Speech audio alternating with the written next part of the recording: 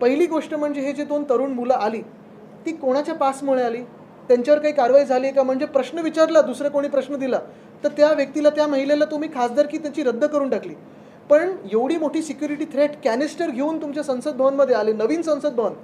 तिथे त्या एम-पीला अजून प्रश्न देखील विचारला नाही. दुसरी गोष्ट म्हणजे तिथे 800 एम-पीज असतात, 800 खासदार असतात.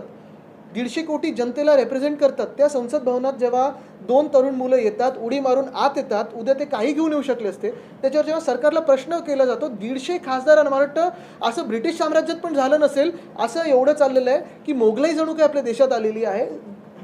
तुम्ही बाद करून टाकलं त्यांना, सस्पेंड केलं. आणि तिसरी गोष्ट म्हणजे मला वाटतं विचार करण्याची गोष्ट आहे.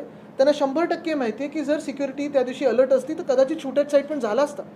तरी देखील हे सगळं विचार करून त्या तरुण मुलांनी, नोकऱ्या नाही आहेत देशात म्हणून ते पाऊल उचललं.